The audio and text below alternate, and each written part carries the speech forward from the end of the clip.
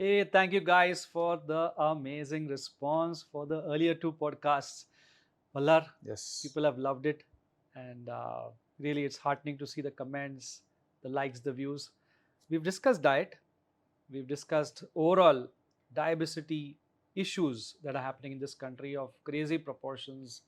24 crore diabetic, pre-diabetics, 36 crores having higher waistlines. And in this episode, we get into the exercise front with the master. This episode is a very special one. It's very close to my heart. It's on exercise.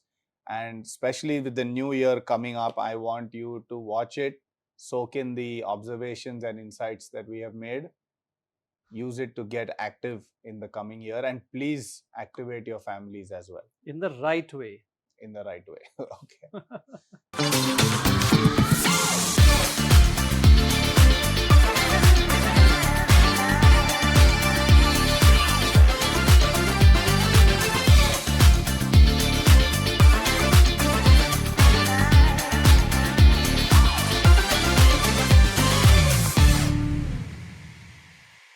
Today, I'll be doing the questioning part as Dr. Malhar has done cumulatively more than 100 times exercise than me number of hours over these years. So we need to listen from him. And there are two broad things which we want to play around with Malhar in this particular episode, and that is where has this country missed the bus on the exercise front? Okay, why? I mean, diet, yeah, but exercise mein kuch to gadbada hai. And second is, what people would love to hear in terms of the least things they can do, the best things they can do Mm. on the exercise front, which will give great results for reversing diabesity. So, given diabesity issues, which are crazy in this country, diet fine, we've discussed. On the exercise front, have we really missed the bus somewhere big time? What do you think? Yeah, I think we have missed a lot of opportunities in the last, say, 40 post independence. I think once people have got control on their incomes and jobs, I think that people have stabilized on a family front. We're talking about urban, of course, upper middle class strata. There's just been a systematic reduction of, in our hustle culture, where just doing one job's not enough. You have to have two and then three. I think we have just lost the cultural heritage of, doing even the basic exercise. There's nobody in the house who's even doing minimum. And it's something which senior citizens do in India, or they go for a walk. It's just, or children on playgrounds in schools and senior citizens walking. So you are very clearly saying that we are doing insufficient exercise. Insufficient and incorrect, both. Okay, both. Um, So insufficient, like how would you define sufficiency then? so when we measure exercise, we typically take frequency. How often do you exercise? And let's take a weekly dosage if you have to. So there's frequency, there's intensity, there's time, and there's type. These are the four pillars which you measure an exercise, regimen per se. So frequency is the most important. You work out today and then a whole week you've taken a break and then again you do a little bit. So it's infrequent.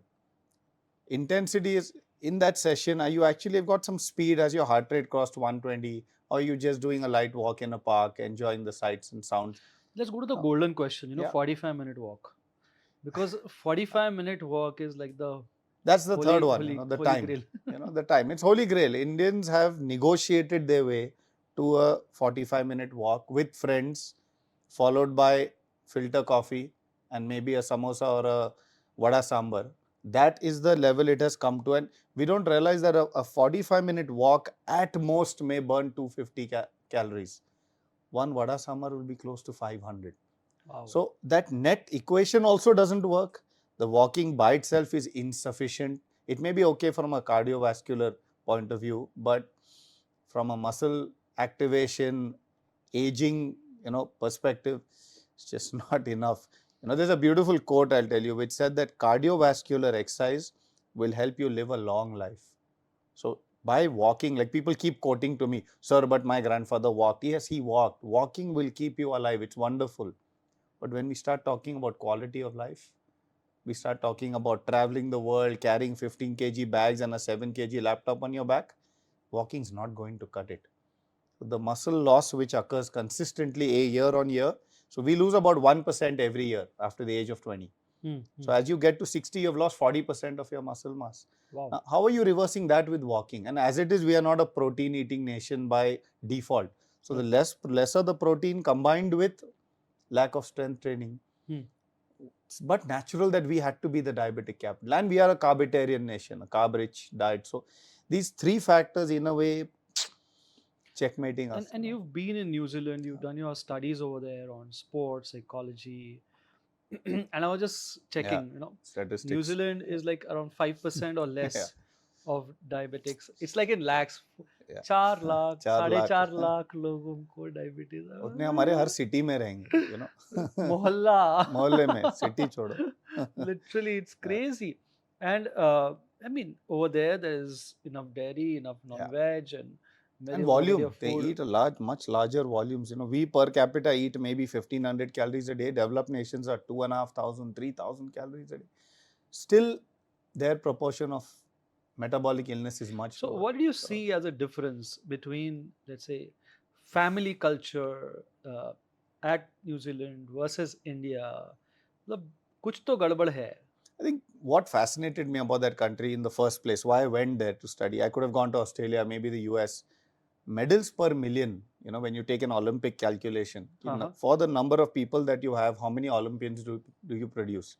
Per capita, New Zealand is insane. There was one school which I went to which has produced 16 Olympians. One school. Our whole country somehow now is putting together a few hundred. So, when you take just a 6 million, a few dozens. Hey, now in the last 10 years, we have suddenly, with the influx of exercise physiology as a field, and the coaching levels and foreign coaches, and we have suddenly, the Neeraj Chopras of the world are happening. But as Sachin Tendulkar, the great Sachin Tendulkar said, we have to move from being a sport watching nation to a sport playing one. If you saw the World Cup, I didn't see any fit people in any of those audiences. The fit people are just 11 people on the ground, man. End of the day, we can't justify ourselves by just watching someone else play. We watched tennis for years growing up. We never played any. Then now we're watching cricket without playing any. But, I think the next generation won't even know what it's like to hold a bat. So it's tragic that the family values don't include, forget sport as a hobby. Finally, what exercise you do every day is a filtration. It's a distilled amount which comes from a sport you used to play. So let's say in childhood you played tennis and you did a little fitness. The tennis stopped as you grew older, job, family, but you still retain that little bug for doing that minimum activity. 30 minutes of discipline, I'll go and play tennis. It's gone. And if you never learned the skill when you were young, it's never going to happen. It's just never going to. It's like learning a language or learning swimming. So over there, would children get into sporting much more than what they do in India? I did not find an obese child when I tested 3,000 children in a school there. And yes, it was a slightly sporty school, but levels of obesity, any Western or Eastern country, the developed nations, work on polarized principles. There are either very, very fit people or very, very unfit people. But those are the polars. If you take the middle path, there is significantly higher levels of activity in that middle range than we have.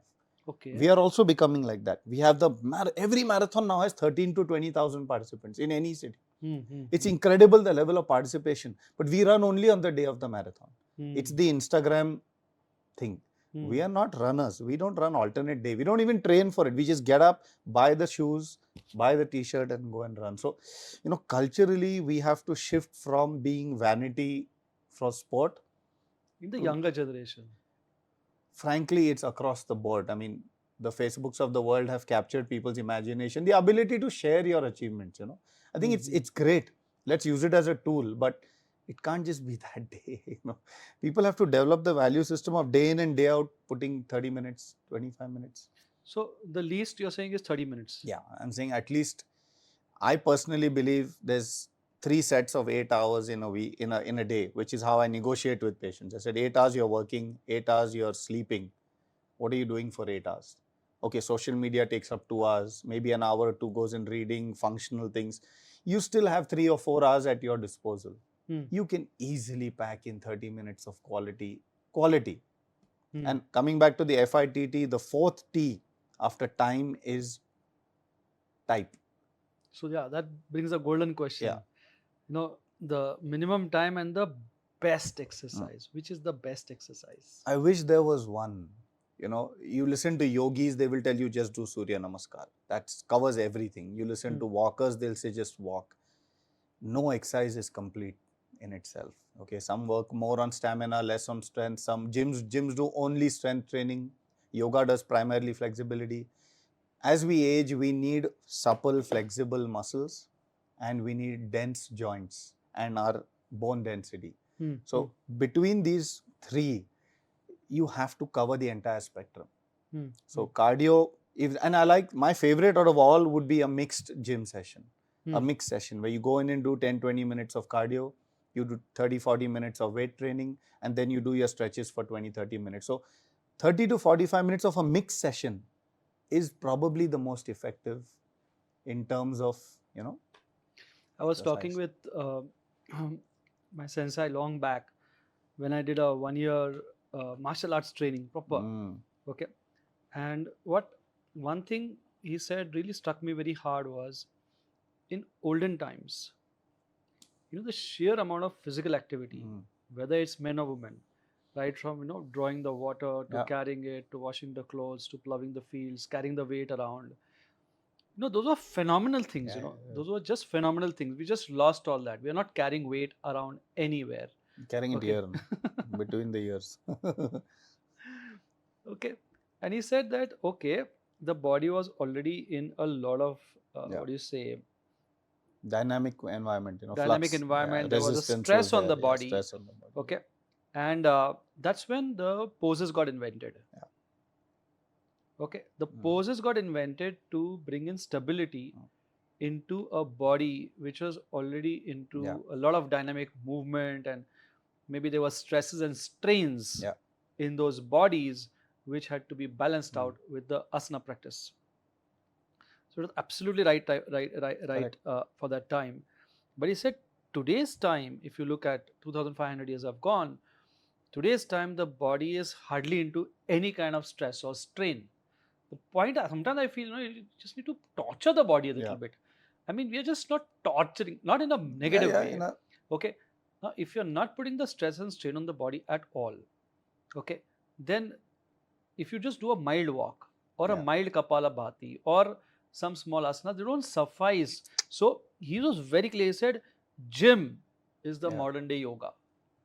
Gym is the modern day yoga. And it struck me, it made a lot of sense. It made a lot of sense that time. But as you say very rightly, it's, again, human beings being human beings, we tend to generalize. And negotiate. And negotiate. And the moment we find benefit in one, which we, I think, discuss at the diet front also, then we say, okay, this is it. Universal truth. This is the universal truth. This becomes the truth, And the type part, I think it's very, very crucial that the audience right now need to kind of really internalize big time. We are doing the frequency to a certain degree. I mean, especially walkers. And I wanted to share the Sanjay's example. Okay.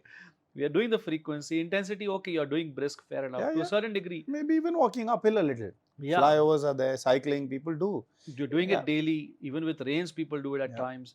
They're doing the time. They're dedicating 30 minutes, 45 minutes. They are so-called following the doctor's commands. Do 150 minutes of some exercise in a week. But boys, type is getting missed out. Type is king. I mean, type and consistency. King. If you can get the right spread for your age, nobody's telling everybody to do everything. Age appropriate, you just do the right thing for that age. And to me, 40 to 60 is the golden period.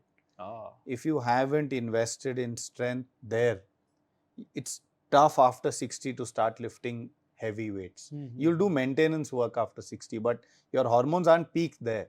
And again, 20 to 40, which are the best years to enjoy your body, do triathlons, do marathons. We're busy starting unicorns and messing ourselves up because that's the race to retire. Every decade you listen to every person, he'll say, I want to retire at the end of that decade. But retire and do what? Which comes back to the ikigai thing. You don't have a daily schedule in place that you want to retire to. If you had that, I understand. But if you don't, at least get this building block in place. Just get this. What I liked about the Kiwi culture is it's very hobby driven. Even the Aussie culture, they are not hustlers. By 4 in the evening, restaurants shut down, offices shut down. They go home and they put on their shoes. They find a hill to climb. And you'll be amazed. I was once running along and at a signal I stopped, and there was a truck driver who came up to me and he said, yo bro, what are you training for? And I said, oh, I'm training for a triathlon. And he looked at me and said, with that physique? So I said, yeah, but I was typical Indian physique, 68 kgs, 70 kgs of lean muscle. And he was this 100 kg typical, you can see from their cricket team, they are much more solidly built.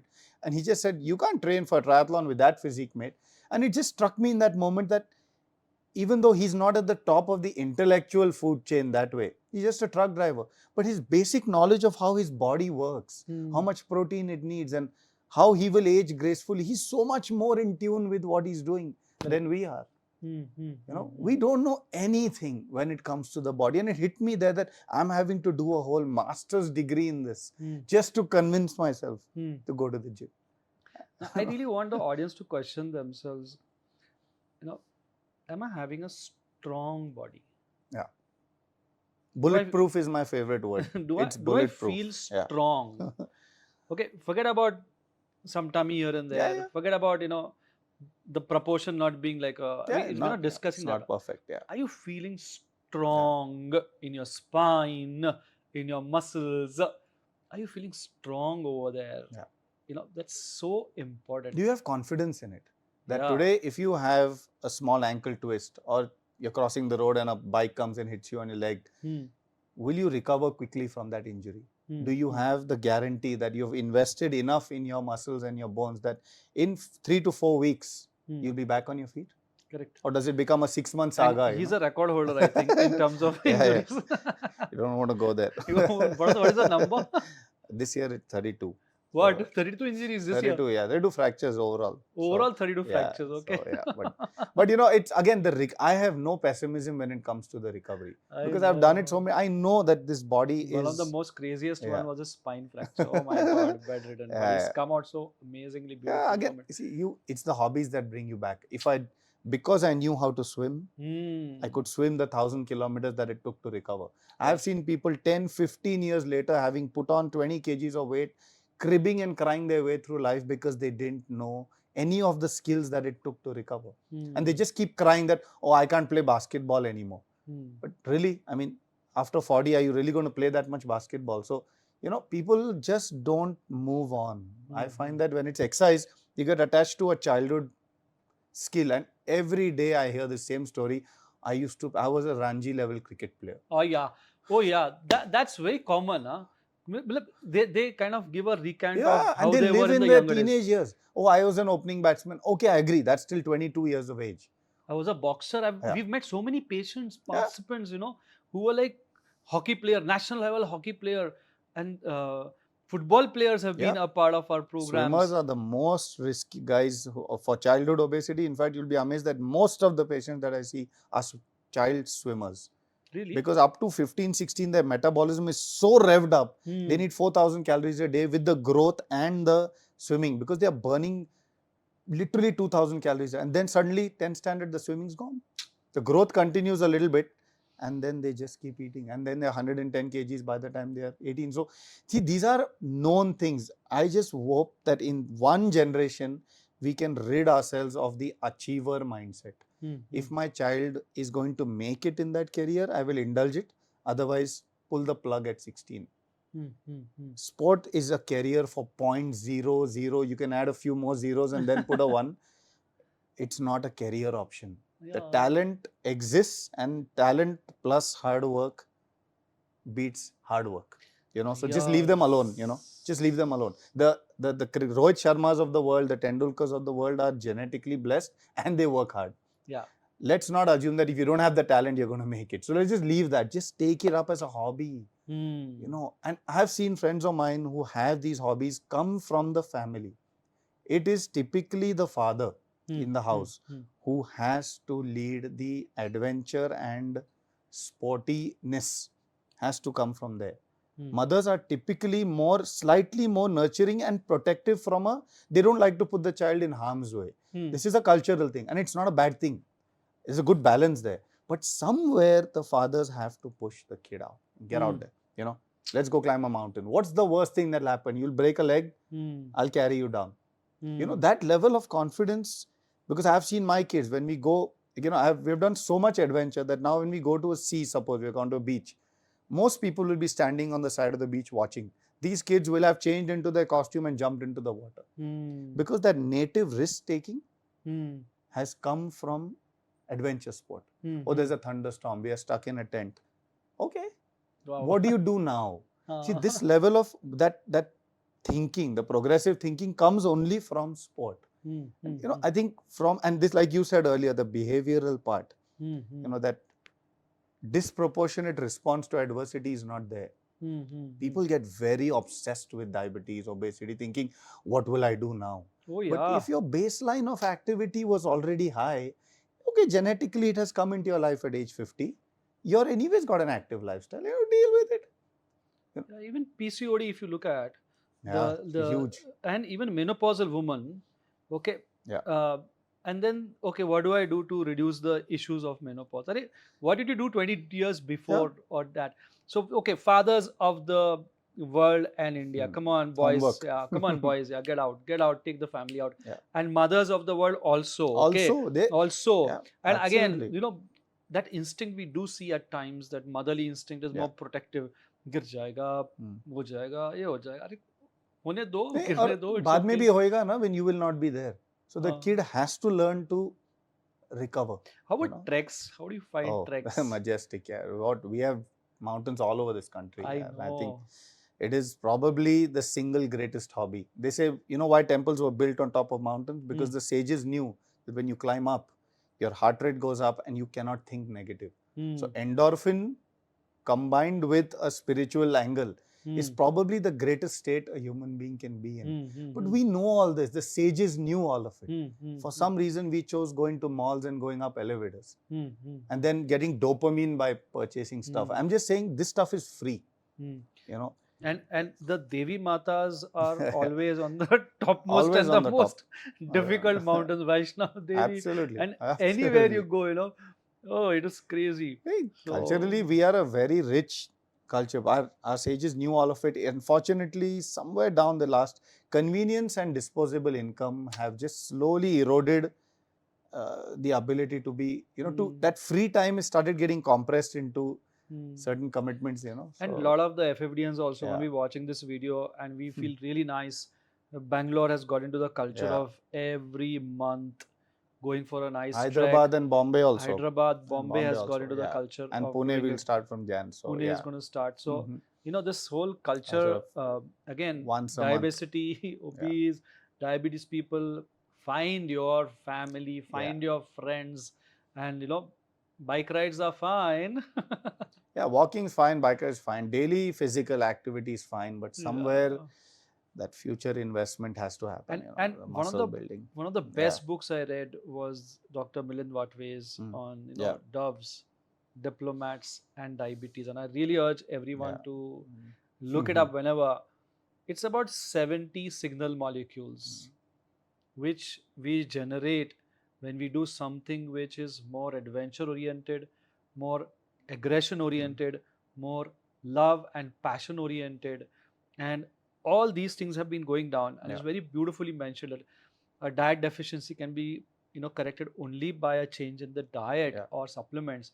Similarly, a behavior deficiency, which was naturally happening as hunter gatherers, as hunter gatherers, and also with small injuries, daag achhe hain bhai. Because the major problem right now of metabolic syndrome is that we are not getting injuries because of our exercising or going out. And because we are not getting injuries, the white blood cells, the platelets, everything is remaining stuck up in the blood vessels. It's not traveling to the skin. Correct. And that's creating lazy platelets, lazy white blood cells, and they're getting accumulated into the heart arteries. and creating the heart attacks of the world. And chronic inflammation, Yeah. low grade continuous inflammation in the system because of lack of injuries, lack of insect bite, lack of animal bites. Cats Yeah. scratching a little bit, dogs biting you Yeah. here and there, mud. Of course, diabetics have to be careful. Yeah, They don't enjoy your food Mm. because diabetic food is a dangerous thing to happen. Mm. But this aspect of adventure, Yeah. small injuries, bruises, is got Also, I completely think pain missed. tolerance, you can add it there. Yeah. Because little bit of muscular and bony pain will start appearing in your late 40s, 50s. And if you don't have the basic, endorphin is the natural painkiller in the body. If you don't have baseline levels of it, I have seen people who can't tolerate a little backache, a little calf pain, and they sit at home. They're looking for, नहीं बहुत दुख रहा है. अरे boy, it's not that much. और फिर calcium गोली लेंगे, calcium. And painkillers.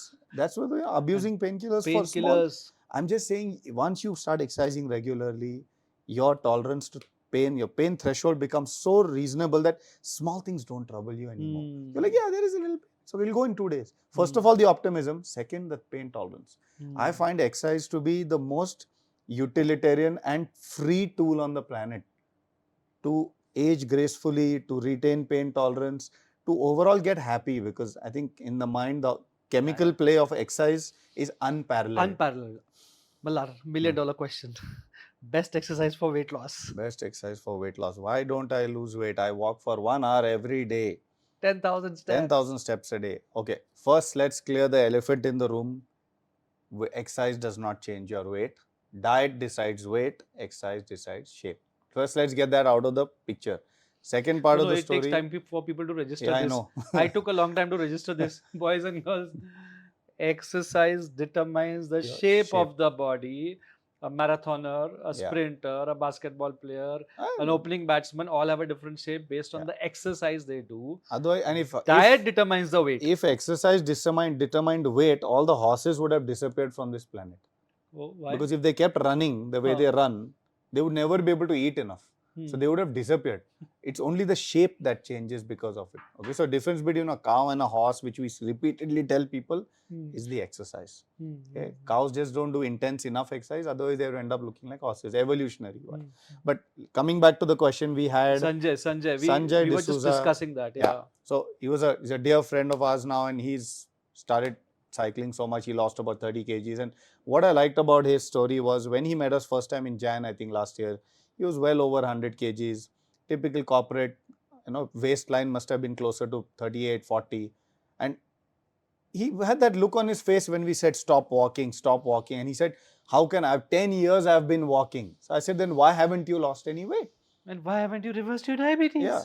And other parameters, he had that look saying, I don't know. So we said, okay, just give us a few months, and we stopped the walking. And then he started doing the other things, diet, fasting, etc. Systematically joined the gym for 3 months, reshaped his entire body, chose cycling as something he likes to do. Now he does his cycling and his gym, and he does yoga. It's amazing to see the transformation. The waist is now below 36. His chest is broader than the waist. Fantastic shift in the entire perspective in life, positivity and all that. But again, he lost the weight. The weight loss didn't come from the exercise. It came from the diet. So best exercise for weight loss? Yes. Malhar, lift the hand like this. Malhar, pose. And the second one which you say, when somebody offers you some wonderful food. You do the wife exercise. No. Doesn't matter what the question is, doesn't matter what the food is, you just do this. No. That's all. Okay. Best exercise for bringing sugars down. Quickly. Typically, any higher intensity exercise would be better, but it comes with its risks on the knees and everything. So, lying down cycling is good, climbing up stairs is good, skipping is good. These are all called anti-gravity exercises. You're against gravity. So, they are good, but they are not to be abused. Okay, small dosages is okay, 5-7 minutes. If your sugars are high, should I just keep it? Consistently high, it's okay. But if your sugars all the time high, then don't use this to get it down. You need better medical management. But if you just had a heavier meal and you want to get it down, like we tell children, just go run around a bit. So similarly, if your child had too much chocolate, you can just go run around a bit, it'll utter out the sugar. So same way, little bit of staircase. Little bit of staircase, little bit of nitric oxide, little bit of whatever. We will run enough videos on that. We're not going to get into that. Okay.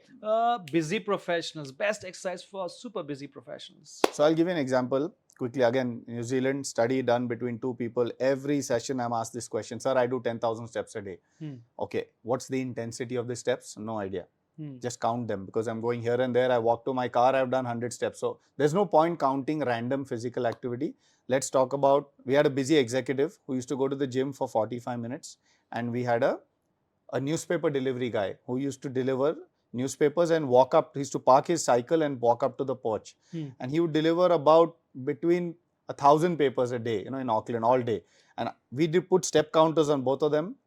The executive used to do 3,000 steps a day, whereas the newspaper guy was doing 23,000 steps a day. Wow. Now, when we check the fat percent on both, you'll be amazed that the corporate executive was perfect between 15 to 20, 22, whereas the newspaper delivery guy was 30. Oh. The difference was the intensity of those steps, because he would get hungry by walking all those junk steps, and then in one burger he would just wipe off everything. The executive was very much in control, because he wasn't doing junk exercise. He would run barely 2 kilometers on treadmill, do his weights, and then do his yoga and then stretches and go home. Very compact, very. So busy professionals also have to take time out. Just take time out. There are 186 hours a week. No, there are 186 hours a week.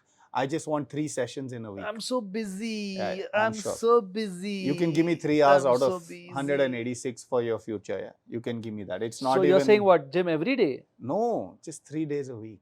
3 days. Do upper body once, lower Thoda body negotiation once. चाहिए ना, 2 days a week चलेगा. What are you going to do the other 5? Let's not eat on the other 5 days then. It's not going to work. Okay, there has to be. You start. I'll tell you what. You go once a week initially for the first year. It's 50 times in a year. You go twice a week. The next year you'll have gone 100. Just let's negotiate and come down to once a week of gym first. Oh, wow. It's still worth the money. Great. Okay. Busy professional at least once a week, and then senior citizens, best exercise. Senior citizens, I always like social exercise where they meet their friends. Okay. They must go to a park, get nature, because they have time. They don't like to rush through the session and rush home lifting weights and come back. Correct. So a nice spread session where they are going out into nature, and the more adventure they make, the more outdoor they go, the more day-long activities, we have found that they are happiest. And also if they learn to spend some time alone in these. So mixing the spiritual pursuits along with the physical, even if it's a long walk, it's fine, because they have time. But they should do a little strength training, just a little. They can use resistance bands, they can use light weights at home, call a trainer, maybe join a yoga class. Again, it's social. The more social senior citizens make it, the longer they live, So. Hey, I hope you have enjoyed these perspectives on exercise from our side, and it is kind of triggering some chemicals, some emotions, some actions, some decisions. And the word which is coming to me right now, Malhar, is riyaz. Riyaz. Nirantarta, repetition. Before we end, he is also a negotiator. The first time I met him, I told him, we are not going to get along unless you run a 10K. He ran a 10K, and at the end of that 10K, he looked at me with that sweat running down his face, his calf muscle swollen for the first time in their life. And he said, I have been living in ignorance for the first 40 years of my life. Because he had that endorphin buzz for the first time. But then he realized that it's too much work. Then he realized gym is too much work. So he invented a concept called Athletic Yogi. I have no clue what that is. It's just some yogi who keeps doing Surya Namaskars back to back. Okay, for what? 108. Good story. End of the day, we want the strength, we want the stamina. You will be an athletic gymmer, you will be an athletic yogi, and you will be an athletic endurance athlete. Whatever it is. I go to the gym also, a little bit. Right now, because of long COVID, things are a little haywire. Give me the busy professional excuse again. I know. Yeah. No negotiations when it comes to exercise. He's 100 times more number of hours spent. So different things are going to come from him, obviously, than from me. So listen to him more than me. We shall see you in the next episode.